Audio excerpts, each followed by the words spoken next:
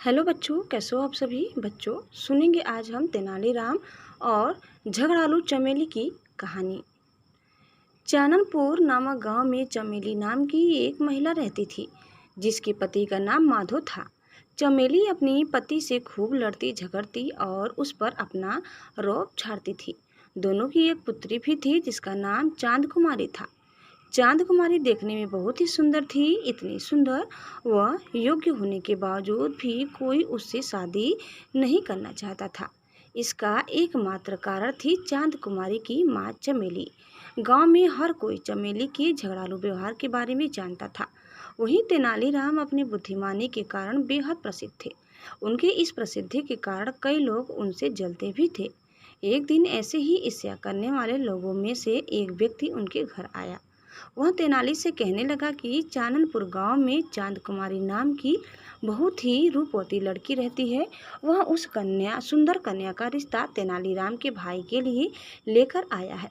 वह आदमी चाहता था कि विवाह पश्चात चांद कुमारी भी अपनी माँ की तरह अपने पति पर रोब झाड़े और उसे डरा कर रखे।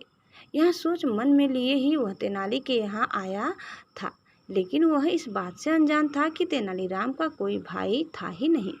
तेनालीराम को उस आदमी की खराब नीयत का पता शुरू में ही लग चुका था, क्योंकि वे भी चमेली की झगड़ालू आदत के बारे में पहले से ही जानते थे। तेनाली ठहरा अति बुद्धिमान। उसने नाटक करते हुए लड़की के बारे में और जानकारी ली। अंत में रिश्ते के लिए हामी भरी और उस आदमी को चाय पानी पिलाकर विदा किया। अब परेशानी यह थी कि विवाह के लिए तेनालीराम को एक भाई की आवश्यकता थी, क्योंकि वह विवाह के लिए हाँ कर चुका था। उसकी तलाश में तेनाली दूसरे गांव की ओर चल पड़े। वह युवक की तलाश कर ही रहे थे कि उन्हें रास्ते में एक परेशान युवक मिला। जब तेनालीराम ने उसकी परेशानी का कारण पूछा तो उसने जवाब दिया, मैं काम की तलाश में हूँ, क्या आपके पास मेरे लिए कोई भी काम होगा। तेनाली ने उसे काम देने का वादा किया और कहा, इसके बदले में तुम्हें मेरी इच्छा अनुसार विवाह करना होगा। तुम निश्चिंत रहो, क्योंकि जिस लड़की से मैं तुम्हारी शादी करवाना चाहता हूँ वह बहुत ही सुंदर व योग्य है। यह सुनकर वह युवक खुश हो गया। इधर चांद कुमारी के घर भी विवाह के प्रस्ताव को सुनकर सभी लोग खुश थे। जल्दी से पंडित जी को बुलाकर विवाह की तारीख पक्की की गई और तैयारियां शुरू हो गई। बड़ी धूमधाम से चांद कुमारी का विवाह संपन्न हुआ।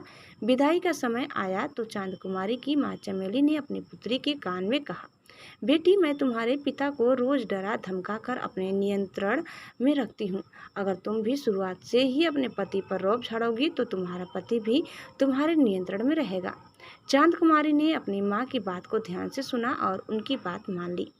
चमेली ने अपने पति माधव को भी कहा कि वह भी थोड़े दिन अपने पुत्री के यहाँ हो आए। धीरे धीरे समय बीता और चांद कुमारी को यह एहसास हुआ कि उसके पति व तेनालीराम बहुत ही अड़ियल व रूखे स्वभाव के हैं, लेकिन फिर भी वह किसी न किसी बात पर हर रोज अपने पति से लड़ ही लेती थी और अपने गुस्से का प्रदर्शन भी कर देती थी।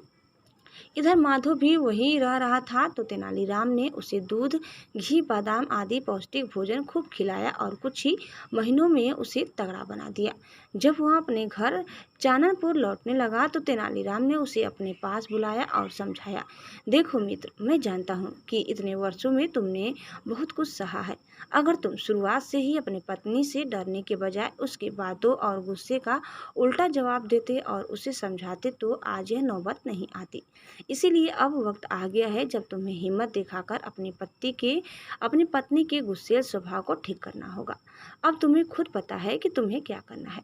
तुम्हें खुद ही अपनी मदद करनी होगी। माधव तेनालीराम की बात समझ गया। उसने उन्हें शुक्रिया कहा और अपने घर की ओर रवाना हुआ। जब वह घर पहुंचा तो चमेली उसे देखकर बेहद खुश हुई। उसने अपने पति का खूब आदर सत्कार तो किया, लेकिन फिर वह उस पर रौब झाड़ने के बहाने ढूंढने लगी। ऐसा सोचते हुए वह जैसे ही अपने पति पर चिल्लाने के लिए आगे बढ़ी कि इतने में उसके पति ने उसे खरी खोटी सुनाना शुरू कर दिया। वह उस पर खूब गुस्सा करने लगा। उसकी बातें सुनकर सारे पड़ोसी वहां आ गए। सबने माधव को शांत कराने की कोशिश की, लेकिन माधव का गुस्सा सातवें आसमान पर था। इतनी बातें सुनकर चमेली को सबक मिल चुका था। उसकी आंखें भर आई थी। उसे पता चल गया था कि जब कोई किसी को बुरा बोलता है या उसका सम्मान नहीं करता तो कितना दुख होता है। थोड़ी देर में माधव का गुस्सा भी शांत हो गया और उसने चमेली से माफ़ी मांगी और कहा कि उसने यह सब सिर्फ उसे सबक सिखाने के लिए किया था। अब चमेली भी पूरी तरह बदल गई थी और उसने भी अपने बुरे बर्ताव के लिए माधव से माफ़ी मांगी। ये सब होने के बाद उसने अपनी पुत्री चांद कुमारी को भी समझा दिया था कि वह भी अपने पति की कही बातों को माने और उससे लड़ाई झगड़ा न करे। साथ ही उसने अपनी बेटी को यह भी कहा कि किसी भी रिश्ते में स्नेह और सम्मान होना बहुत जरूरी है। अपनी माँ से यह सब सुनने के बाद चांद कुमारी भी अपने पति के साथ आदर सम्मान और खुशी खुशी अपना जीवन व्यतीत करने लगी। बच्चों, इस कहानी से हमें यह सीख मिलती है कि हमें कभी भी अपने माता पिता, भाई बहन, दोस्तों व परिजनों को कम नहीं आंकना चाहिए, बल्कि उनके साथ प्रेम व विश्वास से अपना जीवन खुशी खुशी बिताना चाहिए। किसी भी रिश्ते में आपसी समझ और मान सम्मान बहुत जरूरी होता है।